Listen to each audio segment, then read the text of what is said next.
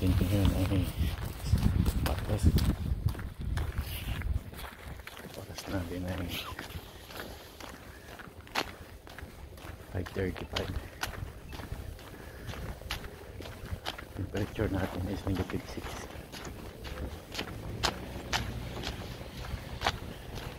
It's like -11. So yung temperature natin ay -11.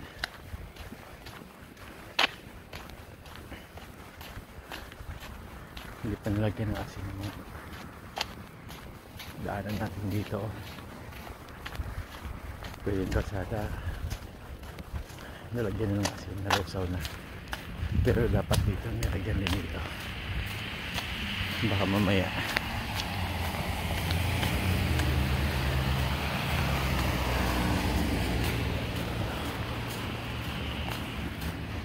wala masyado sasakyan ngayon pag ganitong oras ng umaga.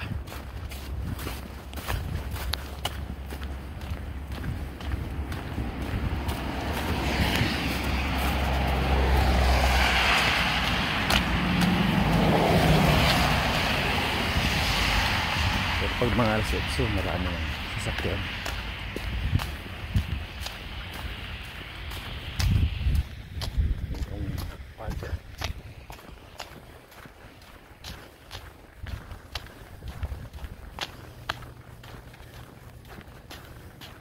Yung poste, ang daming sign. Kaya nakakalito yung mga sign dito pag hindi ka sanay sa pagbasa.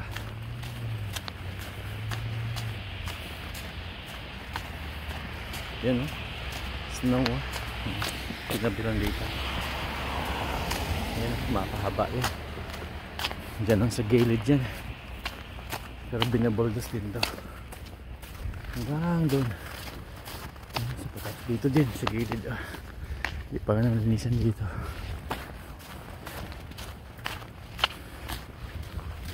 Ito para sa parking, bayad parking.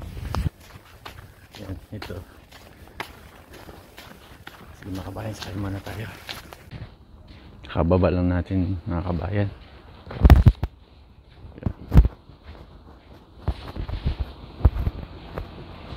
Daming snow. Yan o, sa gilid. Ito yan, pahaba yan doon. Yan. Pero pag tumigil ng snow mga ilang araw, yan, buboldos din yan. Buboldos nila yan. Dito tayo sa kabila. Pwede naman akong tumawid doon, kaso ang problema natin, may nagli-left turn dito sa kabilang side, kaya mas maganda tawid na lang tayo dito para safe.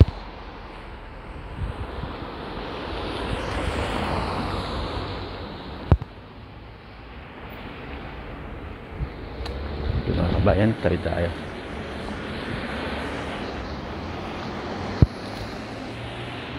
Tayo dito sa kabilang side.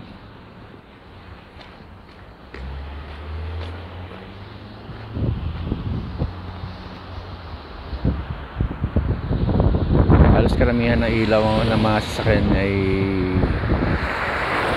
LED. Mas maliwanag kasi yung LED. Pwede tayong naman dito sa kabilang side, kaso malamig, sobrang lamig yung hangin, malakas yung hangin. Tatawid na lang tayo dito. Yan.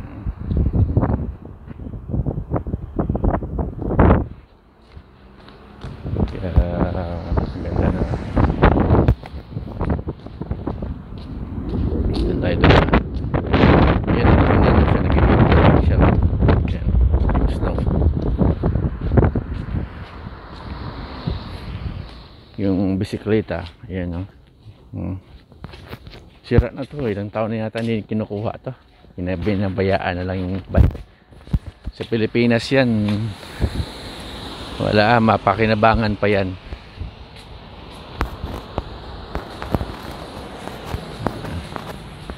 sige mga kabayan, mamaya ulit. Mga kabayan, tayo ay kakalabas na natin sa trabaho ngayon.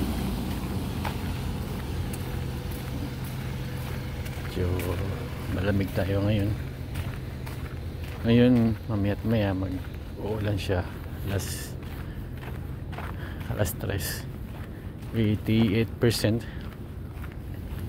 Magpi-freezing rain siya bukas.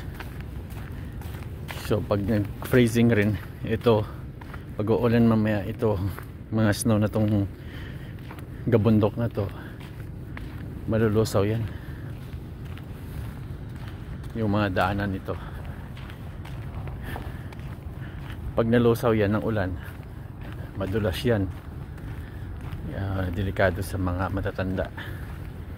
Kaya yung mga sapatos na mga matatanda dito, nilalagay sila ng spike para pag naglakad sila hindi masira, hindi sila madulas,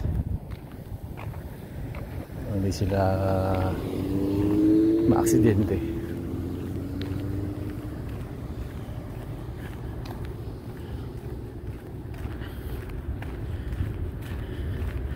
Kasi yun yung challenge, yung hamon sa mga ano, sa mga matatanda, yung madulas.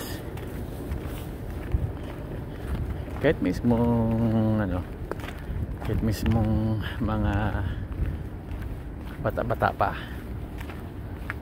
yung iba naglalagay ng ano, ng yung spike, pwedeng tanggalin yung spike kasi kinakabit lang naman yun sa sole, sa apakan, talampakan ng sapatos. Tapos pag nasa indoor ka na, pwede mong tanggalin yon, saka mo na naman ilalagay mo naman pag uwi mo. Hindi siya naka ano, hindi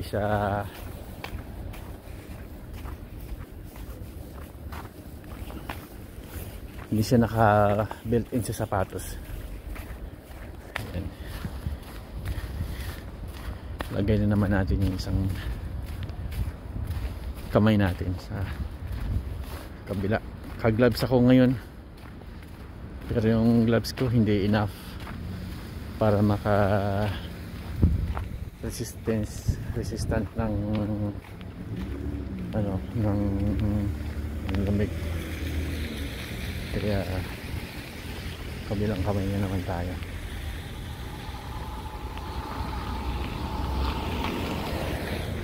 Pwede kong gamitin yung Action Pro ko, kaso ang problema, wala pa tayong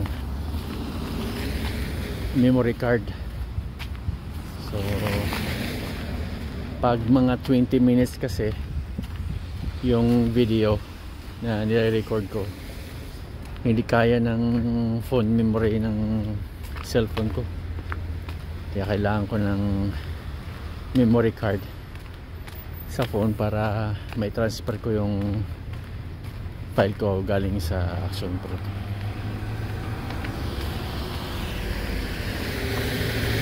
Ayan na, traffic tayo ngayon. Ganitong oras traffic. Rush hour kasi din to ngayon eh, hanggang alas 5. May damo pa. Legal na kasi yung damo dito. Alam nyo na yung sinasabi kong damo, yung binibili na damo.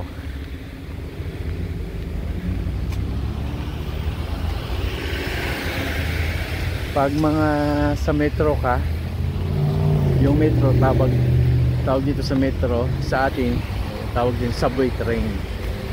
Subway train din naman, pero usually ginagamit dito metro, kasi yan ang pangalan ng kumpanya, Metro. So maraming kalapate. Diyan yung bahay nila. Pag gutom sila, diyan sila sa ilalim. Aalis na naman sila. Kasi maya uulan eh. Magpi-freezing rain mamaya eh.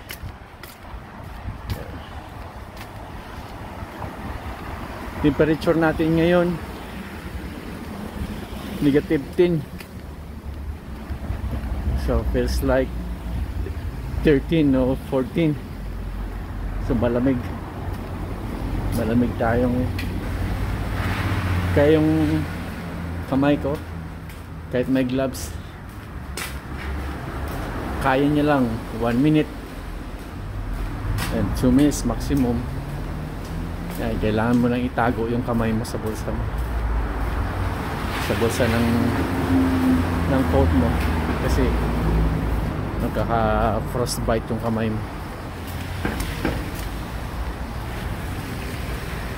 Yung iba dito hindi nagbabalot eh. Pwede naman yon, yung hindi masyadong kalamigan, pero magkakasakit ka. Ako nangyari sa akin yung nagkasakit ako. Nakabalot naman ako, naka-warm naman ako, pero hindi enough yung suot ko. So kailangan ko ng doble o mas pakapal pa.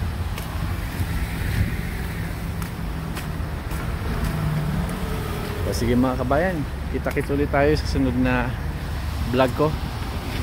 Ngayon, araw natin ngayon ay